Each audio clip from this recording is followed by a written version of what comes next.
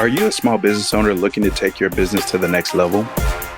Are you interested in starting a business but don't know where to begin? Welcome to the Source Capital Podcast, where we help entrepreneurs gain a better understanding of the capital raising process and help them get the funding necessary to start and grow their business. I'm your host, Corey Townsend, and I help people start and grow businesses. Use those businesses to create and manage wealth, and use their wealth to establish and preserve their legacy. All right, so today I am joined by Savanna Schiavo, who is a business and life coach. I met Savanna a couple of weeks ago through my mastermind. As with probably most masterminds, we were struggling with some things and brought Savanna in to get her expertise to kind of help us to get over the hump, if you will. And actually, I don't know if Savanna knows this or not, but I've actually scheduled a one-on-one session with her for next week to try to get me a little bit of a kicker in the rear. So, Savanna, thank you so much for joining today. Tell me a little bit about where you're from and where you grew up and what it was like to grow up there. Yeah, thanks, Corey. Well, thank you for having me. Right now, I'm in Ottawa. I'm in Ottawa, Canada. So for those that don't know Canada very well, or Ottawa, Ottawa is the capital. And I grew up here, luckily. And I actually have traveled all over the world and lived in different places, but I keep coming back here because my family's here and I am very, very close with them. So I got to set up shop here. We recently bought a house. I recently got married to my partner of nearly 14 years. And of course, from this house, I get to work out of my full-time business, which is coaching wonderful humans from all over the world. So I get that like international feel through my clients still. So it's nice. Fantastic.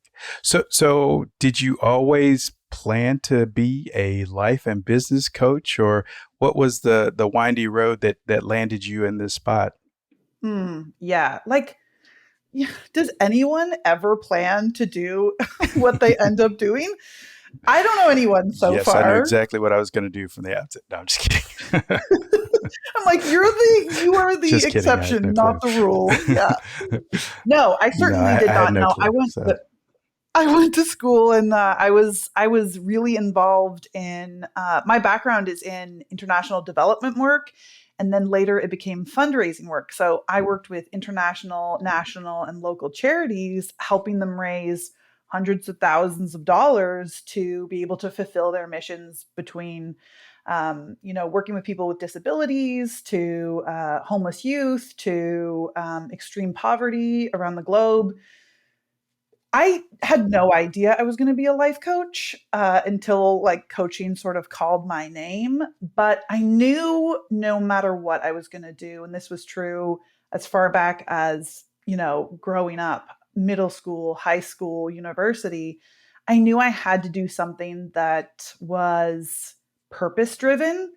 I kind of don't love that word even as I say it, because I feel like that's really big in the online space, like purpose driven business. But like, I just mean like, how I spend my time needed to feel like I was making an impact. I always say, I'm like, I want to leave this earth knowing that like I really did something while I was here, even if it's just drastically change one person's life, like a family member of yours. Like, I just feel like that, let alone, the clients I get to work with or the charities I've supported.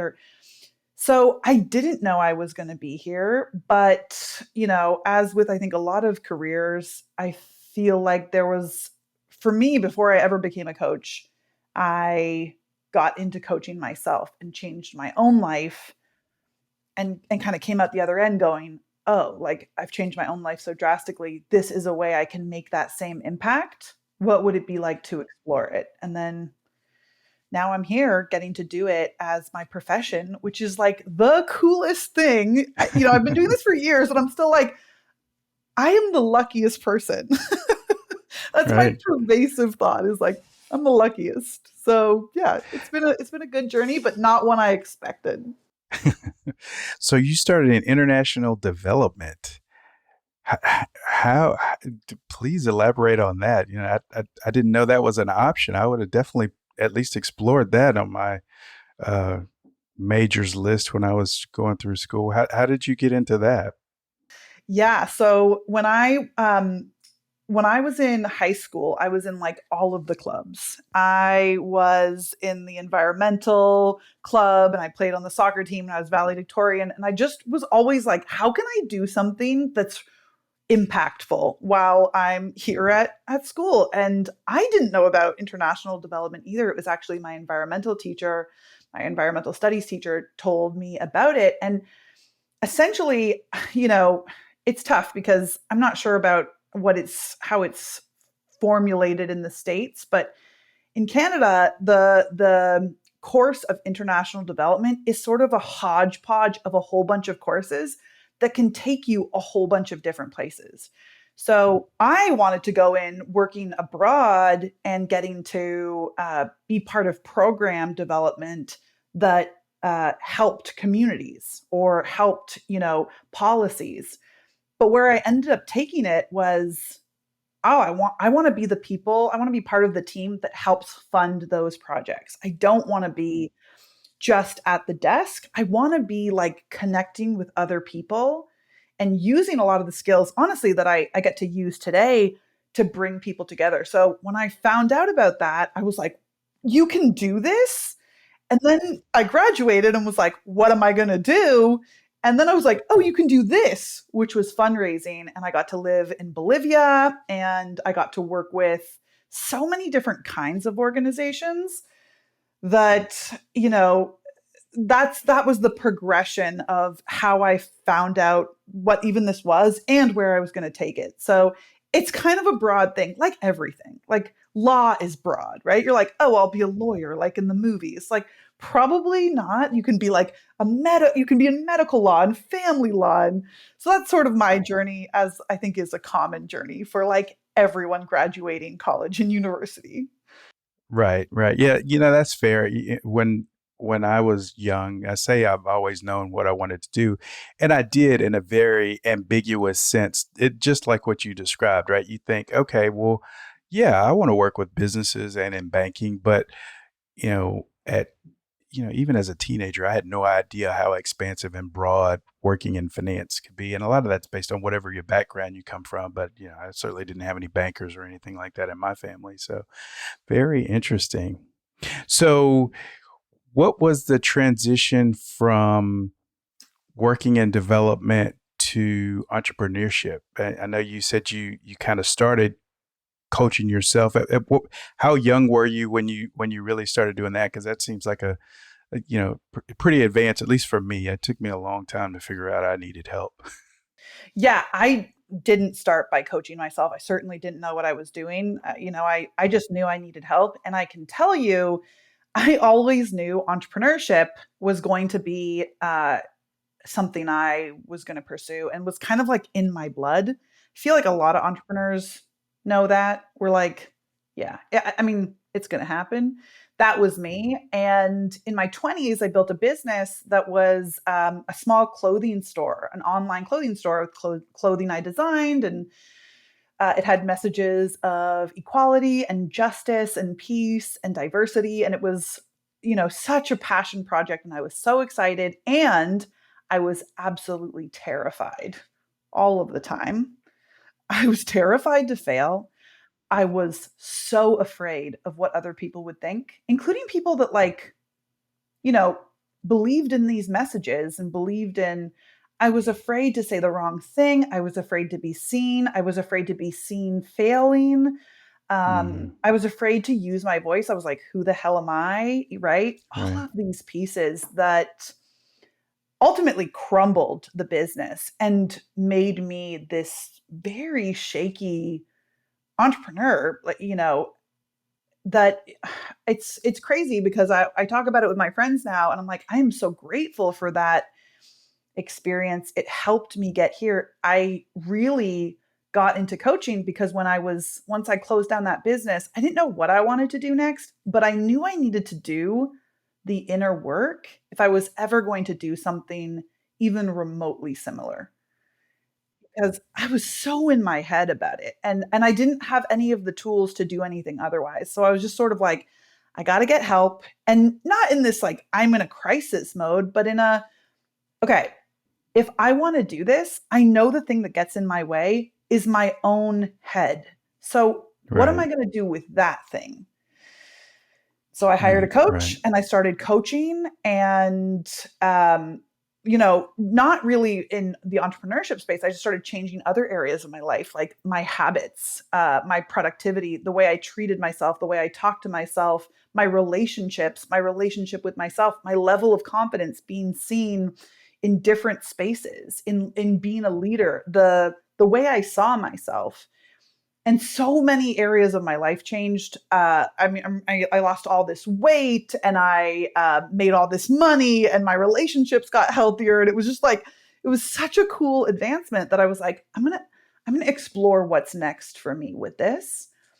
I got certified with one of the top schools in the world, and invested a significant portion into myself, into my business, and grew it from there. And now, people know me. Like, most of my clients come from people saying, "Oh, she drastically helped me. You need to work with her." And like, it's the greatest compliment that I get to connect with people who have been touched or informed by someone who has been touched by this work. So, yeah, it was a long process, but it was like failure that got me to success, which is always the story, right? For us entrepreneurs, right. It's like the way it is. Right. Yeah.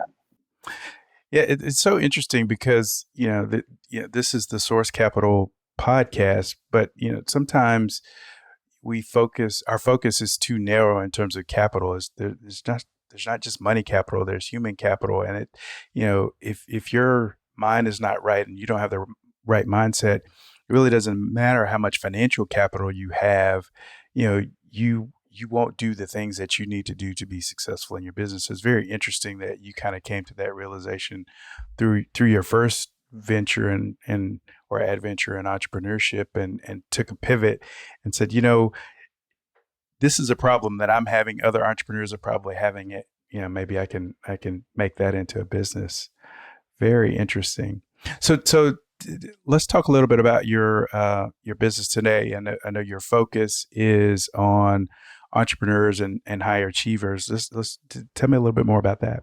Yeah. So the reason I chose these two groups of people, which I can speak to in a second, is because I am or was those groups of people. So the work that I do is really based on all of the achievement. I don't want to say based on the achievements, but like, I am the product of this work, right? Like, the person who's sitting here today wasn't the person who was sitting here like 5 years ago, 6 years ago, right? And it's this work that has allowed me to do that. So I like to say that because I think we're kind of like, coaching, what is that? And I'm like, yeah, like, I'll show you how to do it.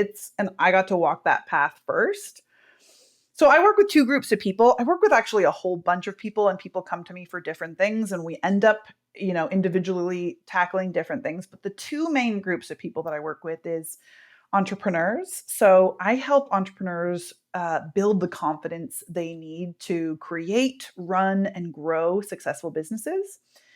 And I work with high achievers, and I help them calm the anxiety, self doubt, and fear they have about getting out there, about being leaders in their industries or professions or relationships, and help them stop overthinking, start taking action, and feel more confident. So, those are two groups of people. I notice a lot of them intertwine.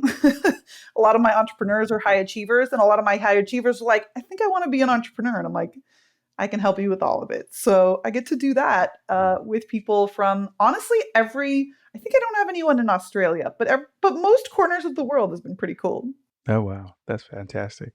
So what was the biggest challenge you faced kind of in your second phase of entrepreneurship? You had the mental blocks early with the fashion and clothing store or business. What were some of the challenges you faced when you made the pivot and you kind of built some of those probably not good to call them soft skills, but some of the mental blocks that you had in the first iteration of entrepreneurship. What were some of the challenges you faced with this business? Yeah. Oh, that's so good. And what comes to mind so quickly is coming out of hustle culture, coming Mm, out of the idea that we are supposed to be hyper productive, that we are only useful and successful when we are hyper productive and constantly achieving, and mm, letting myself slow down. This is so many of the people I work with. We're like, entrepreneurship, we talk about it like, we're the people that are gonna, you gotta hustle, you gotta make it happen. And we have no idea, how much that is fear based. And we are trying to build something good from fear. We are trying to build greatness from terror. And I had to, and I'm going to make this sound like it was a short thing. It was a long process of really unwinding hustle culture in my business. And I'm on the tail end of it, and honestly my idea now is like, the more I rest, the more my business grows, and the more I let myself flow, the more abundance I have in my business and in my life. But that's easy to say now. It was a learning and an unlearning that, when you get into a business, we're sort of just told like, well, just like, you got to grind. And there's so many gurus out there being like, grind, hustle, do it. And it's like, that is not actually the way to build a sustainable nervous system, let alone business, because the majority of us burn out when we don't see results immediately. mm, mm-hmm, mm-hmm. Yes, So it's so it does interesting it. you mentioned that because that's kind of how we engaged you for the mastermind. Is we were having a conversation about we've got to start saying no to some things because we all were feeling overextended and burnout and because there's this sort of paralysis that you get because you have so many things on your plate and so many obligations that you're Yeah. not really doing anything effectively. So that's a great Yeah. point. So Yeah. what would you say is the most misunderstood aspect of what you do in terms of coaching? Ooh. Ooh. Yeah. Okay. I think it would be two things. Two things come to mind. One is that a life coach knows how to do life better than like any other human on the planet is a misconception. Mhm. I have no idea what my clients are supposed to do, and it's not my Mm, job. They don't hire me to tell them what to do, which is the best news. So, I say that because sometimes I feel like life coach sounds sort of like they're going to tell me the way to do it, the way to do mhm, life. And it's a serious misconception. It is, of course, not what we do. It is more about helping our clients find and learn tools to create more of what they want, be it competence or habits or productivity or time management or, deeper, more connected relationships or strategies to grow their business, whatever it is. you know, it's just a title. But the other thing I think that gets misconstrued, especially maybe in my field, particularly that I work on competence, is what I'm not doing is any sort of pseudo therapy or anything related to therapy. I like to explain coaching and therapy as, people will meet with me, and if I don't think they're a good fit, we're going to talk about it, and I'm going to let them know I don't think we're a good fit, right? Based on what you need, because some people, it feels like they're like standing in a hole navigating something like a mental health issue, and they're just trying to get back to solid ground. That is an excellent fit to work with a mental health professional who can support you, taking you out of the hole and getting you back to solid ground. Coaching is for people who are on solid ground, but they're trying to get up a mountain. They're like, I'm stable, but I can't seem to get out of my own head when it comes to getting on video. Or I don't feel comfortable charging for my expertise, and I can't seem to make myself not feel terrified when I go to do it, whatever it is, right? They're where they are, but the mountain feels really hard to get up. That's what we do together, learning different tools and applicable, tangible concepts that they can use to shift their behaviors, how they feel, and ultimately what they think and do to create more of what they want. Wow. So, given that, what would you say is the most important personality trait someone would need to have if they wanted to be a business and life coach? I think I would say, and I'm super curious, Corey, if you would agree with me, not just about a business and life coach, but like I'm going to go all entrepreneurs. I think one of the biggest traits to have and that you can develop, you don't have to start with, is resiliency. And I say resiliency because I think, there is no, in my opinion, personal development container quite like running a business. It will challenge you like you will have every feeling. You will have every thought. You will go through drama. You will go through fear and scarcity and fear of judgment and fear of rejection and, so many of these pieces.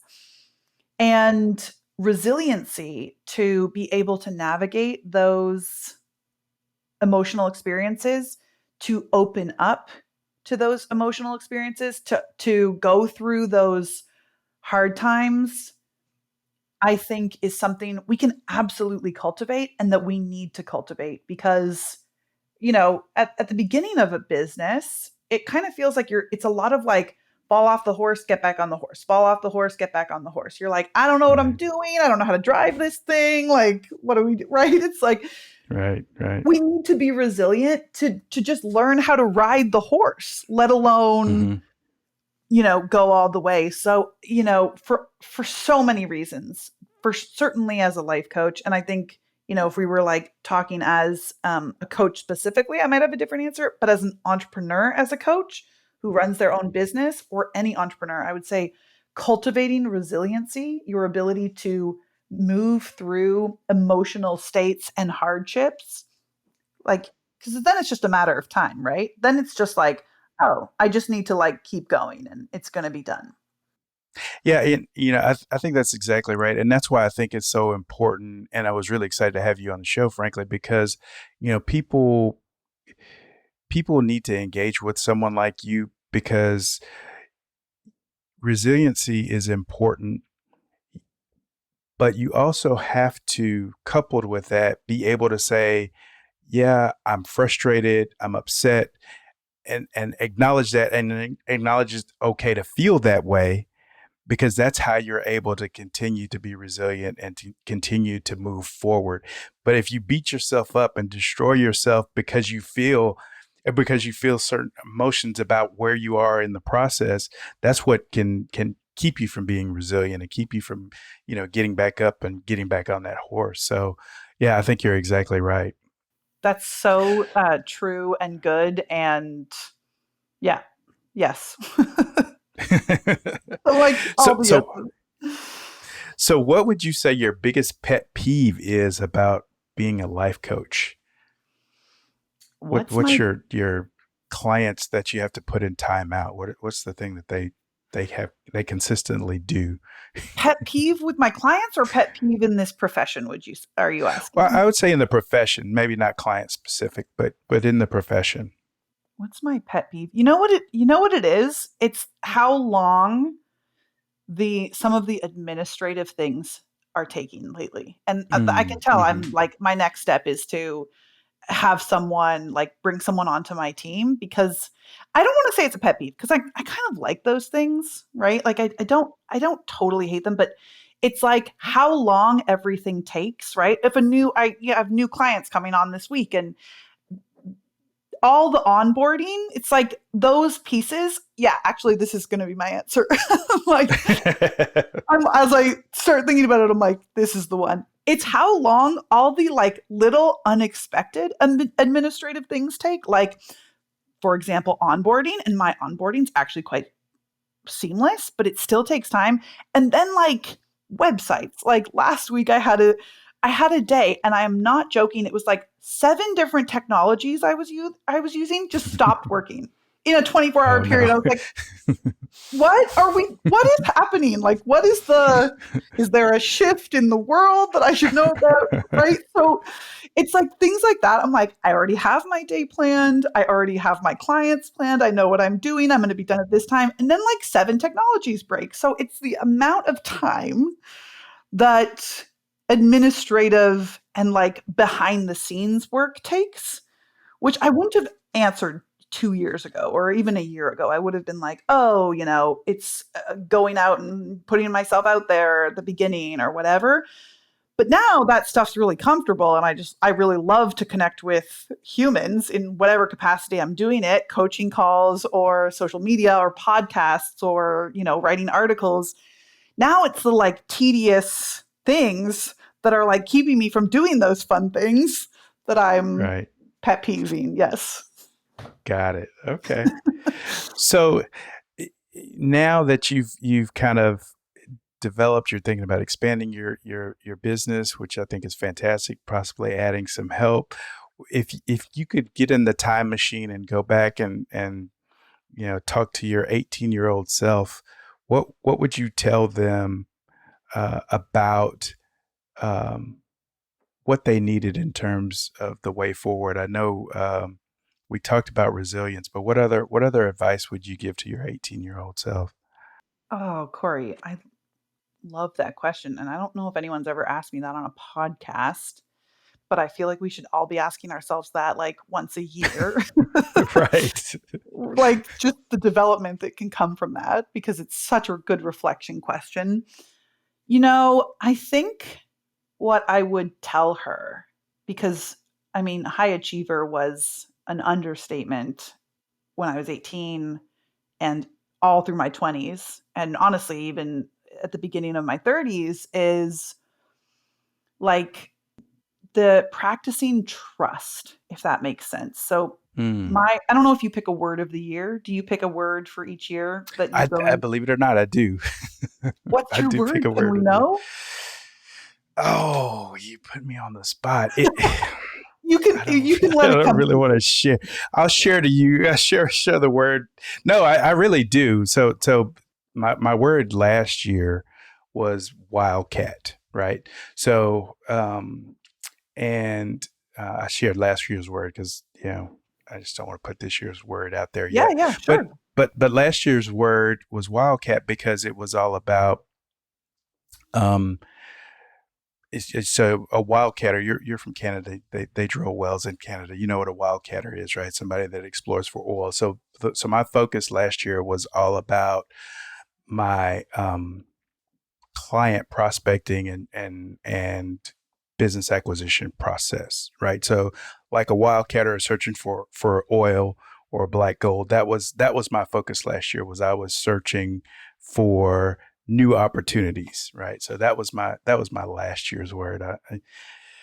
So I guess my birthday is in about 14 days, and that for me that is my new year. So January 1 is not my new year. My birthday is my new year. So I generally start my shift and new word and all that uh, April 6th. So April uh, 6th. I we'll love share that. the new word after the new year. But I'm wildcat is beautiful. that's We'll my be word. listening for that new word. I'll give you my That's right. word too, and it comes back to what I'm talking about. My word this year is trust. And I think a lot of us hustlers, high achievers, a lot of entrepreneurs, we haven't cultivated that relationship, skill, emotional state of trusting that, like, it's going to be okay. That's why we overwork. That's why we try and get we try and change other people's opinions and, manipulate circumstances. And I don't mean that in a negative way. I just mean like we're trying to do so that like we can be okay. And trust is something that I've stepped into in the past couple of years in such a big way. And it has truly, truly changed my life. It's changed the amount of time that I work. It's changed the way that I coach. It's changed the way that I do business. It's changed the way that I am in relationships. And so I know that 18-year-old Savanna did not trust. She was like, oh, you have to do, and you have to effort really hard, and you have to go, go, go, and then you will be successful. And she had certainly didn't trust that it was all going to be okay. And she certainly didn't trust that she was going to find her way. And that is what I would, which would be hard because 18-year-old me would be like, what are you talking about? But it would be to practice cultivating trust that it is going to be like so much better than you can even imagine. And, trust in all the senses, like trusting the people that you're surrounded by, trusting yourself, trusting your intuition, trusting that you know what's best for things like your career path and your business. That is a huge skill set that I help entrepreneurs with. It's like when we don't feel confident, we certainly don't make decisions from a confident place. We are waiting for someone else to tell us, here's the thing to do. Here's the right way. And so our whole life feels shaky and like we're just jumping from the next guru to guru because we don't even have the confidence to go, okay, I don't know exactly what's going to happen, but neither does this guru. No one's a fortune teller. What do I believe in? What do I want to do? And can I trust myself to go forward and be okay and have my own back, even if it doesn't work out?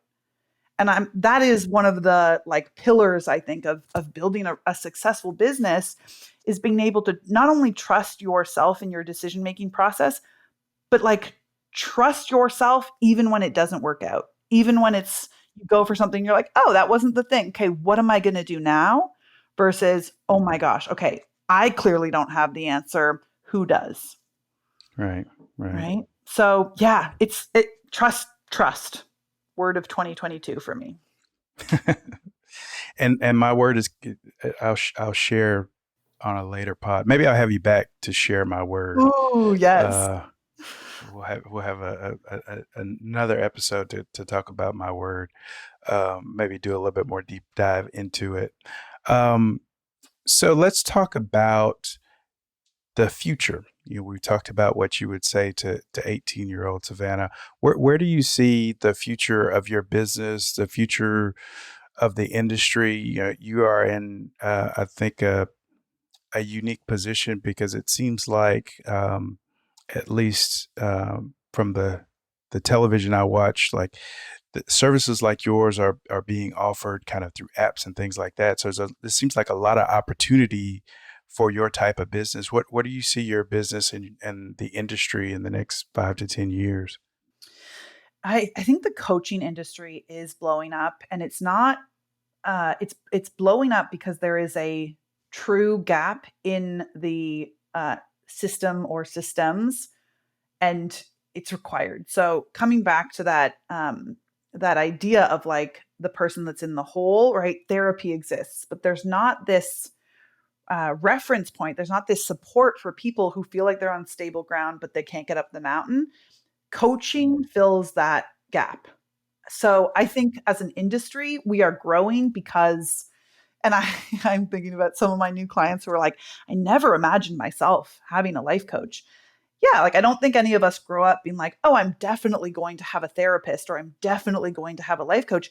It's not a fault. It's an amazing support that like improves our lives. So I think the industry is really growing. For me, I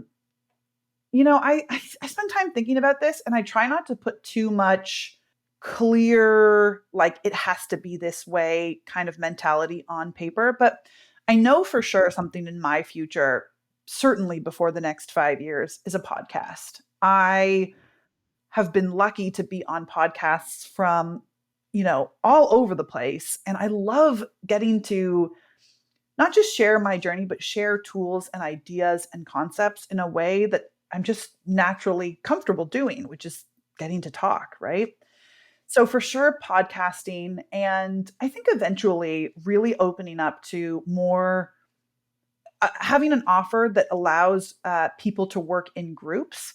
I love one-on-one coaching, and coaches are often told to get groups and create groups, and we kind of use it as this milestone. But for me, I know my clients love so much, and I personally, as a client of other coaches, love to be in a one-on-one setting where I get to be totally taken care of. So in the future, my business is, really growing steadily. Like maybe steadily is not even the word. It's like growing. It's really doing its thing. I can see that happening and keeping groups, but one thing I don't see changing is being able to offer individualized, personalized, and intimate one-on-one support. Though I would add on some new pieces, podcast, group offers, and then so many different topics that I want to talk about and coach through and support people with. So it's kind of like that feels like a poor answer, but it's so big and broad in the best way that I'm really excited about it, how broad it is. So it sounds like you potentially see adding some additional business lines and services to what you're doing now, which is fantastic. Yeah. That's exciting. Yeah. Thanks. So if you were going to start a new business tomorrow, would it be the podcasting, or would there be something else that you would add to what you're already doing? If I was going to start a brand new business? Yeah, because podcasting would be like a way it's an ancillary service. Right. Yeah. Like something that I just, my people, including current clients, would get to use as a support. If I was going to start a new business, what would I do? I've kind of thought about this. Something that I think, I don't know if I'm ever going to love a business quite like I love this business. So I'm not going to pretend like I would. I'm like, it would be life coaching. Like there's no question. But if I was going to do something else, I think something that I would explore is actually real estate. My partner and husband runs a small real estate corporation, and I think I would get into that just because it allows you to run a business that once you really get it underway and do the work to get it underway doesn't require you to be in it 24/7. And there's a lot of like flexibility and growth and fun opportunities, a fair bit of risk also as you navigate that. But, I think that's something we're kind of exploring, which I've not really ever told anybody. So I love that it's the first time I'm pulling all the details out. It has to be on a podcast. It's the first time. But yeah, that's sort of like the next thing I think we would do is really look at investing in real estate as a way to have just this other business, because I could see us doing it. And we like that. That's awesome. Industry. Yeah. So it'd be cool. Good question. We'll definitely have to have you on for the next podcast when you launch the new real estate endeavor. I'm going to have like 14 podcasts on this series. That's right. You're going to have all these follow-on calls. That's awesome. Amazing. Well, listen, thank you so much for your time. I greatly appreciate it. Please tell everyone where they can find you on the interweb and social media and all those places. Thank you, Corey. Corey, you're so lovely. Thank you for some awesome questions. Yes. People can find me at my website. It's confidencewithsavanna.com. Savanna is spelled Savanna. So confidencewithsavanna.com. And you can find me on social media. I have a Facebook page, but I'm not really on there, and much more on Instagram at Confidence with Savanna. So same thing. You can find all the links as well as podcasts that I've previously been on, articles that I've written, and a ton of freebies on my page under Connect on my website. Fantastic. Thank you so much, Savanna. We loved having you. Thank you. We'll have you back soon.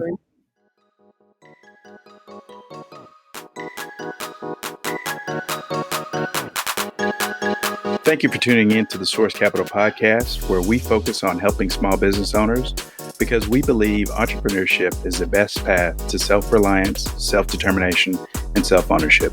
I'm your host, Corey Townsend. For more information, check us out at yoursmallbusinessbanker.com or at Your Small Business Banker on Instagram or Facebook. And remember, as legendary cartoonist Walt Disney used to say, think beyond your lifetime if you want to do something truly great.